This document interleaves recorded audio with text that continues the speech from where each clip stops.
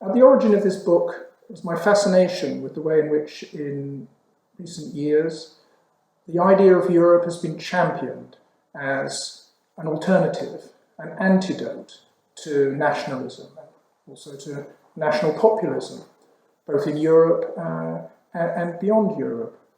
And I want to explore the idea of Europe in its history, which dates all the way back to classical antiquity, to see whether consistently through the ages Europe had been seen in this way, had been seen as the alternative to various forms of nationalism. And I quickly realized that wasn't the case, that Europe had been championed in different ways throughout its long history, and had been only, I suppose we could say, from the middle, second half of the 19th century, had really been seen clearly as an alternative to nationalism.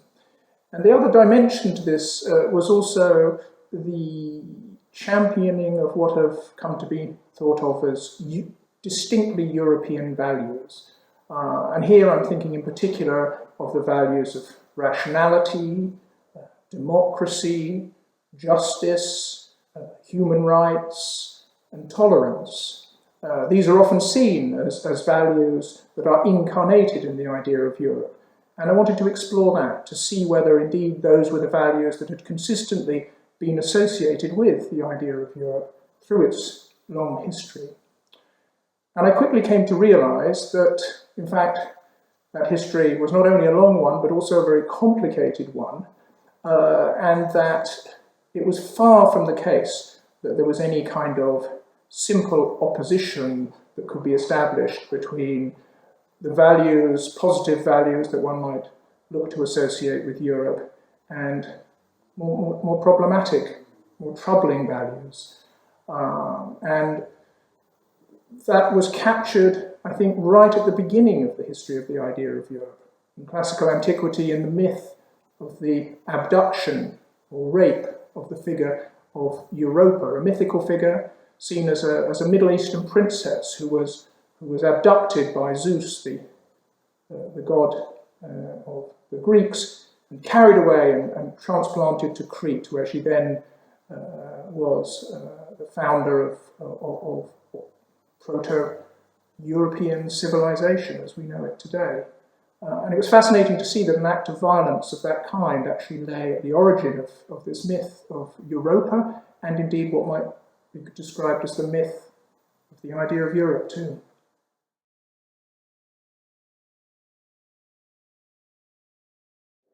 I think we can learn many things from that history. It's a complicated history, it's a long history, over 2,500 years of history.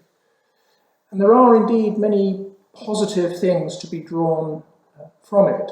I think particularly from the Enlightenment period on, as in Europe, as there was a shift away in the early modern period from ideas of Christendom, and there were historical reasons for that, away from this idea of Christendom to the idea of Europe, an idea that was championed by many of the most significant Enlightenment thinkers. I'm thinking here of Voltaire, for instance, as a case in point.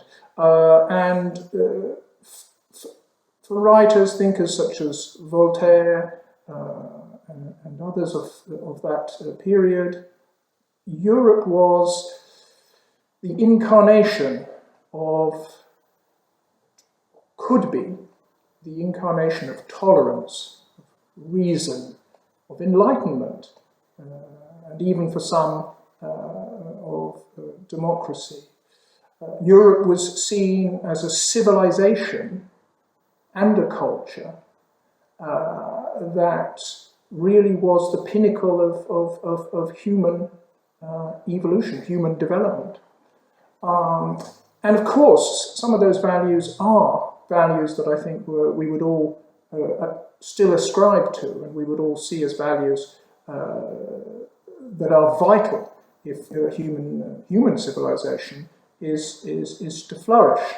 Tolerance, importance of human rights, rationality, democracy, justice, These are clearly values that are the basis for any just, fair society.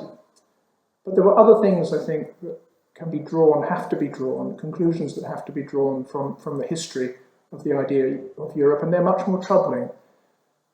As I try to show in the book, the long history of the idea of Europe needs to be a critical one, because it's also been a history shaped by what I describe as the three Euro problems, I suppose one could put it as. Eurocentrism, a Eurocentrism which saw the European as basically the measure by which everything human was to be judged, that the European was the centre of human civilization.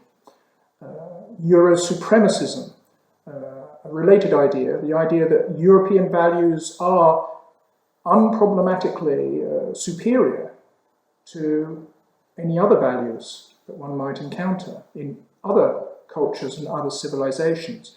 And also what I describe as Euro-universalism, which is a way of thinking that takes the European and thinks it should become the universal, so that something European, something distinctly European, should become global, unproblematically so. And even an assumption that there's nothing to be learned from cultures beyond the European, from civilizations beyond the European. And that was a consistent thread in the history of the idea of Europe, and a highly troubling one and a highly problematic one. And in the 19th century, in the second half of the 19th century, it even took the form of a kind of racism, the emergence of the idea of Homo Europaeus, European man, if you will, and as a superior, ethnically superior form.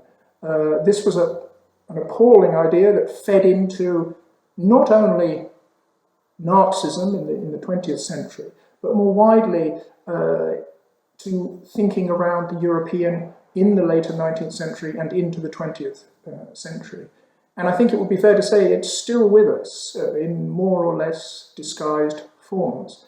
And that's why I think any history of the idea of Europe, while it does need to draw on the positives that are associated, have been associated with the European, has to be critical too, and sometimes highly critical.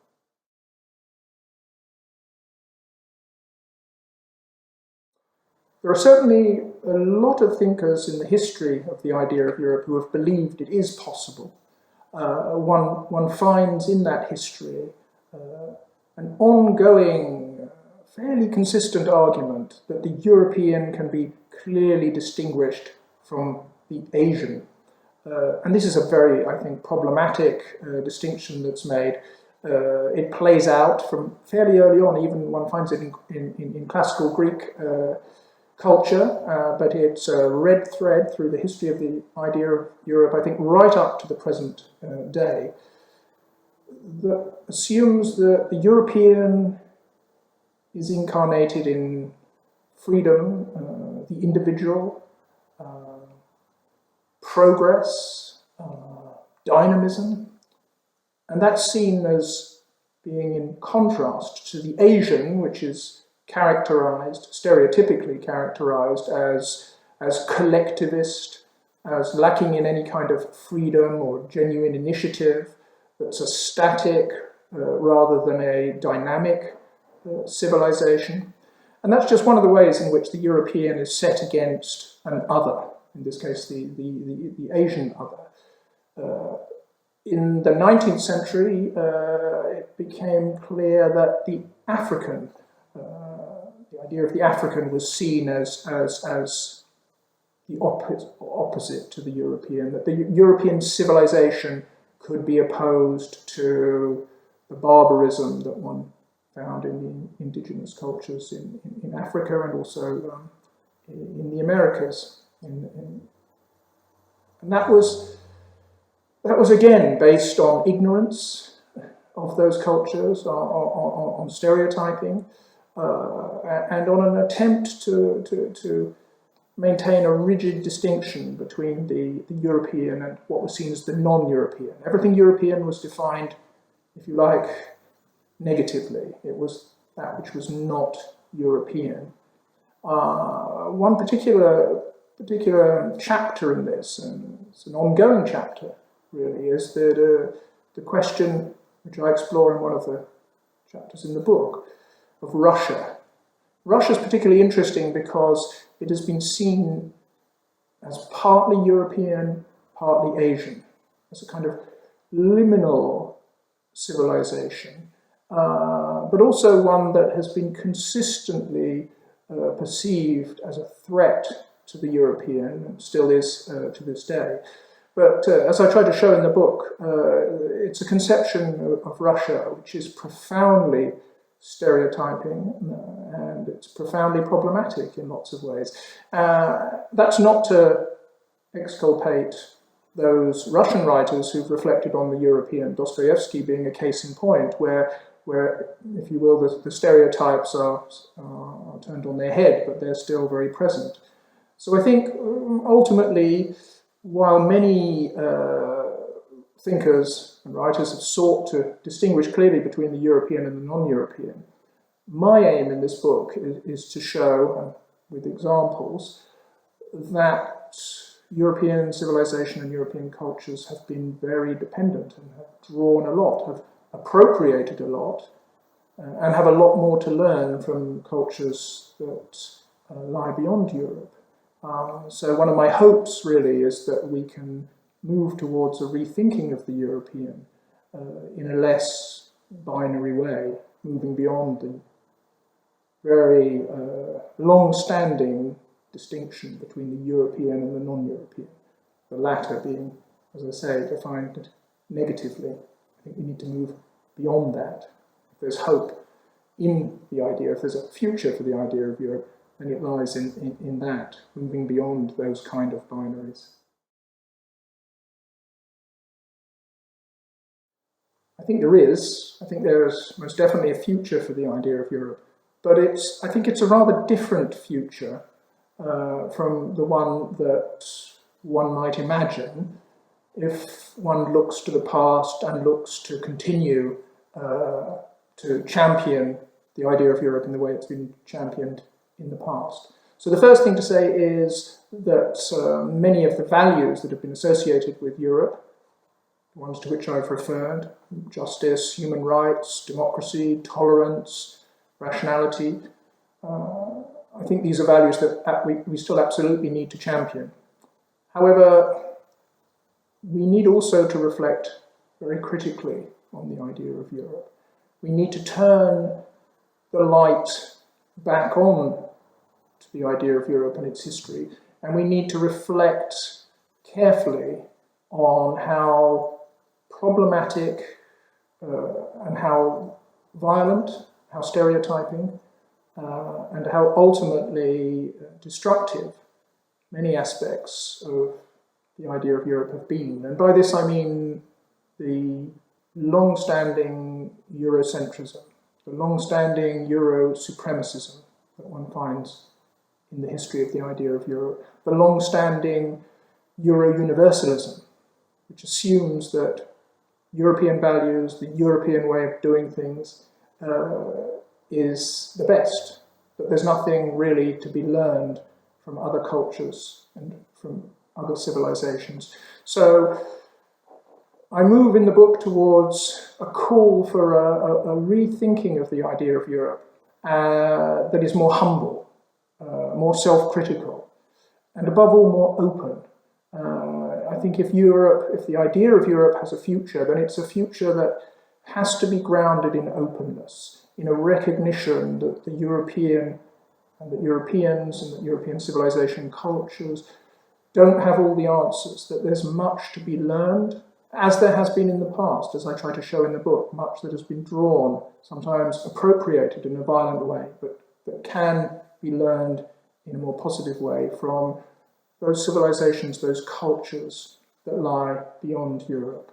So it's a call really, my call is one for an idea of Europe that is more self-critical, humbler and more open, and that moves once and for all beyond this binary opposition between the European and a negatively defined non-European.